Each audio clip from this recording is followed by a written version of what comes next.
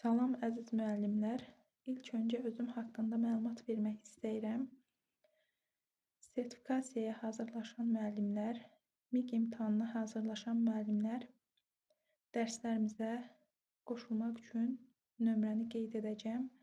Əlaqə saxlaya bilərlər və aydın şəkildə doğru izahlarla dərsləri öyrənmək istəyirsinizsə, dərslərimizə qrup şəklində qoşula bilərsiniz. Başlayaq. Təsviri incəsənətin növləri. İncəsənət nədir? İncəsənət insanların hisslərini, duyğularını ifadə edən bir vasitədir. Bizim incəsənətimiz hansılardır? Ədəbiyyatımızdır, musiqimizdir, təsviri incəsənətimizdir, bizim incəsənətimizdir. Və bunların hər birinin ayrı-ayrılıqda özünə məxsus xüsusiyyətləri vardır. Və biz bugün öyrənəcəyik təsviri incəsənətin növləri. Burada da qeyd etmişəm, təsviri incəsənətin növləri. Müəllimlər bu mövzularda çətinlik çəkir, janrlardır, üslublardır, yəni bunları qarışdırır bir-biri ilə. Başlayaq. Təsviri incəsənətimizin 5 növü var. Bunu yadımızdan çıxartmayaq. Hansılardır? Qrafika, rəngkarlıq, heykəltaraşlıq, memarlıq, dekorativ tətbiqi incəsənət. İlk öncə qrafika haqqında məlumat verim. Bunlar hər biri ayrı-ayrılıqda geniş bir mövzuları əhatə edir. Mən aydın şəkildə bunu sizə izah edəcəm. Başa düşəcəksiniz, ancaq aydın şəkildə dərinliyini bilmək istəyirsinizsə, dərslərimizə qoşula bilərsiniz. Qrafika rəssamın karandaş, qara qələmlə, kömürlə və s. ilə təsvir etdiyi ağ-qara təsvirlər qrafikaya aid edilir. Rəngkarlıq adından da görüldüyü kimi, rəngkarlıqda rəssamlar boyalardan, rənglərdən istifadə edərək tablonu təsvir edirlərsə, bu təsviri incəsənətin rəngkarlıq növünə aid edilir. Heykəltaraşlıq. Heykəltaraşlıqda heykəltaraşlar bərk materialdan, cilddən, ağacdan, sümükdən, metaldan və s. istifadə edərək həcmli formada heykəlləri təsvir edirlərsə, bu təsviri incəsənətin növü olan heykəltaraşlığa aid edilir. Memarlıq. Memarlıq ətrafda gördüyümüz gözəl uca binalar buna nümunə ola bilər. Memarlıq inşa etmə incəsənətidir və digər adı isə arxitektura adlanır. Yəni, arxitektura sözü ilə rastlaşarsınızsa, bilin ki, bu memarlıq deməkdir. Adını qısa şəkildə qeyd etmişəm. Dekorativ tətbiqi incəsənət, DTS də deyə bilərsiniz. Bu da təsvir incəsənətimizin 5 növündən biridir. Burada gündəlik həyatımızda istifadə etdiyimiz əşyalar daxildir. Gündəlik həyatımızda istifadə etdiyimiz məişət əşyalarının hazırlanması dekorativ tətbiqi incəsənətə aid edilir. Dekor bəzəmək deməkdir, tətbiq etmək isə hər hansı bir əşyanı hazırlamaq deməkdir. Bu mövzumuz haqqında bu qədər. İndi isə təsviri incəsənətin janrları haqqında sizə məlumat verim, aydın şəkildə, lakonik şəkildə. Təsviri incəsənətin janrları. Portret janrı, bir çoxunuz bilirsiniz. Portretin özünün də növləri var. Bu da ayrı-ayrılıqda bir mövzudur. Portret insanın üz cizgilərinin təsvirinə deyilir. Zahiri görünüşünün təsvirini rəssam təsvir edirsə, bu portret janrı adlanır. Məsələn, qısa nümunə ilə deyim ki, aydın başa düşəsiniz. Bir rəsm sərgisinə getmişik, rəsm qalereyasına getmişik. Orada insan təsviri görürüksə, biz deyirik ki, bu portret janrındadır.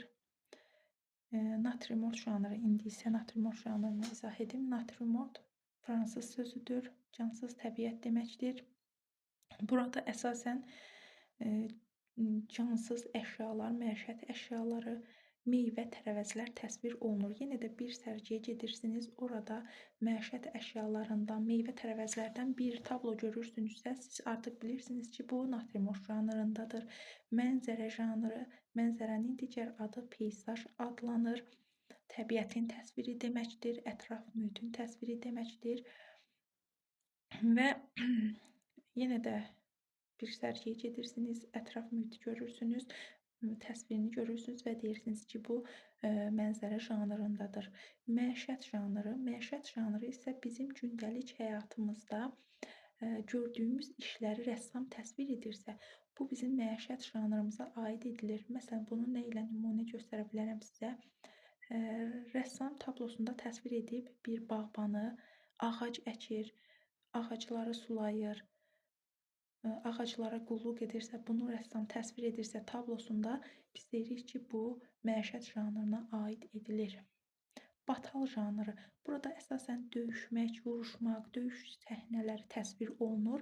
Yenə də bir muzeyə gedirsiniz, sərgi salonuna gedirsiniz, orada tablonu görürsünüz. Tabloda görürsünüz ki, vuruşmaq, döyüşmək səhnələri, müharibə səhnələri təsvir olunubdursa, deyirsiniz ki, bu batal janrında olan tablodur, əsərdir, rəssamın əsəridir. Tarixi janr. Bu tarixi janrla batal janrını qarışdırırlar. Tarixi janrda tarixi hadisələrə həsr olunmuş. Tarixdə hər hansı bir hadisə baş veribdirsə, bu bizim tariximizi əks etdirirsə, tariximizdə, tarix kitabımızda qeyd olunursa, bunu təsvir edirsə rəssam, bu tarixi janra aid edilir. Tarixi hadisələr və tarixi şəxsiyyətlər.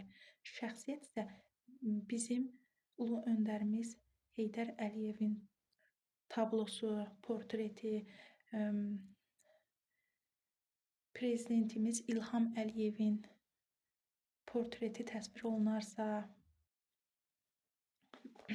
daha sonra Məmməd Əmin Rəsulzadənin portreti təsvir olunarsa, dahi şəxsiyyətlər təsvir olunarsa, bunlar da tarixi janra aid edilir. Siz yenə gedərsiniz, muzeydə bu təsvirləri görürsünüzsə, deyirsiniz ki, bu tarixi janra aid edilib. Əsatir janrı əsasən nağıllara, əfsanələrə, hekayələrdə təsvir olunan rəsmlərə və yaxud da böyük tablolara aid edilir. Məsələn, Cırtdan nağılında Təpəgözün təsviri olunursa, Təpəgöz təsvir olunursa, bu əsatir janrına aid edilir.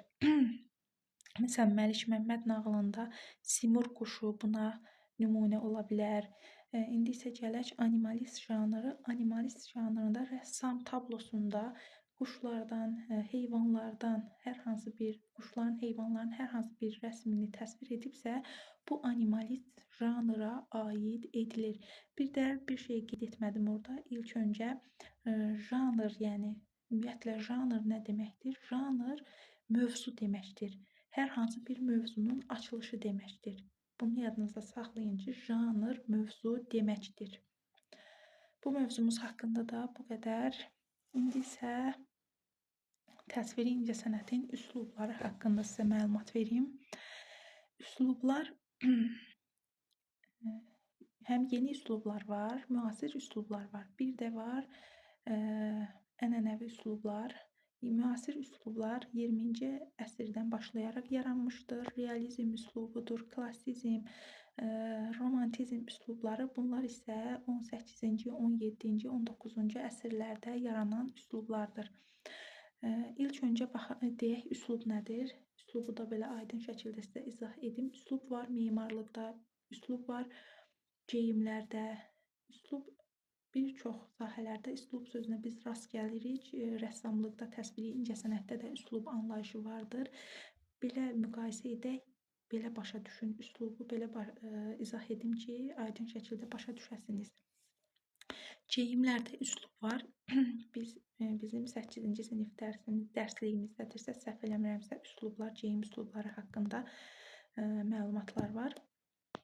Üslub romantizm üslubu, müasir üslublardan söhbət edirəm, izah edirəm. Romantizm üslubu klassizm üslubu, sport üslubu, klassik üslub, sport üslubu. Klassik üslub bilirik ki, geyimlərdə çox ciddi üslublardır. Bunu əsasən rəsmi işlərdə geyinilən üslubdur. Ciddi görkəmə malik olan üslubdur. Romantizm üslubu bərli, bəzəkli üslubdur. Bu üslubu əsasən şənliklərdə insanlar geyinirlər. Sport üslubu isə idmançılar, səyahətə çıxan turistlər və s. geyinirlər, istifadə edirlər. Çox rahat üslubdur. Yəni memarlıqda da, təsviri incəsənətdə də hər bir üslubun özünə aid xüsusiyyəti vardır. Geyim üslubunu burada sizə izah etdim ki, təsviri incəsənətdə də üslubları başa düşəsiniz. Gələk realizm üslubu. Realizm üslubu 19-cu əsrin sonlarında yaranan bir üslubdur. Bu üslubda təsvir olunan tablolar, yenə bir muzeyə gedirsiniz, sərgi salonuna gedirsiniz. Orada təsvir olunanı siz başa düşürsünüzsə, misal çəkim, bir rəssam, siz dərs deyirsiniz sinifdə. Rəssam sinifdə şagirdlərə müəllimin dərs keçdiyi anı təsvir edibsə və bu təsviri muzeydə görürsünüzsə, siz artıq başa düşürsünüz ki, bu realizm üslubudur. Bu üslub dedik ki, 20-ci əsrdən qabaq yaranan bir üslubdur, 19-cu əsrin sonlarında. Kubizm üslubu müasir üslubdur, 20-ci əsrdə yaranan üslubdur və bu üslubun da yaranmasının öz səbəbi var. Bu üslubların yaranmasının səbəbləri də var. Dərslərimizə qoşularsınızsa, bunlar haqqında da öyrənə bilərsiniz. Kubizm üslubu 20-ci əsrdə yaranan üslubdur. Əsas yaradıcısı Pablo Picasso olmuşdur. Yenə bir rəsm sərgisinə gedirsiniz, tablo görürsünüz. Tabloda görürsünüz ki, hər hansı bir, məsələn, meyvə deyək, almanı təsvir edib rəssam. Orada sadə həndəs fiqurlardan istifadə olunaraq alma təsvir olunubsa, başa düşürsünüz ki, bu kubizm üslubudur. Kubizm üslubunda təsvir olunan əsərlərdə sadə həndəs fiqurlardan istifadə olunur. Sürrealizm üslubu da başa düşməkdə müəllimlər çətinlik çəkir. Real olmaya bilər, real görünməyən üslublardır. Həqiqətdə, yəni belə bir şey yoxdur. İnsanların hisslərinə, düşüncələrinə əsasən çəkilən təsvirlərdir. Sürrealizm üslubu, bunu yuxulara da bənzədirlər. Bu üslubu realizmdən üstün deməkdir. 20-ci əsrdə yaranmışdır. Yaradıcısı Salvador Dali olmuşdur. Bu üslubda olan təsvirlər, məsələn, misal göstərim sizə, bir otağı təsvir edir rəssam. Otaqda qapı açıq olur və qapıdan çöldə dəniz təsvir olunur və yaxud göy üzünü təsvir edir rəssam, göy üzündə dəniz təsvir olunur və s. Yəni belə qəribə təsvirlər, qeyri-adi təsvirlər sürrealizm üslubuna aid edilir. İndi isə abstraksionizm üslubunda məlumat verəcəm. Abstraksionizm üslubda 20-ci əsrdə yaranmışdır və bu üslubda belə deyir ki, mücərrəd üslub adlanırlar, başa düşmək çətindir. Əsasən xətlərdən, rəngli boyalardan, ləkələrdən istifadə olunur bu üslubda. Hər kəs özü istədiyini başa düşür, öz istədiyini anlayır, istədiyi kimi anlayır. Yəni hər tərəfdən, hər kəsin baxışından bir cür başa düşülür bu təsvirlərin mənası.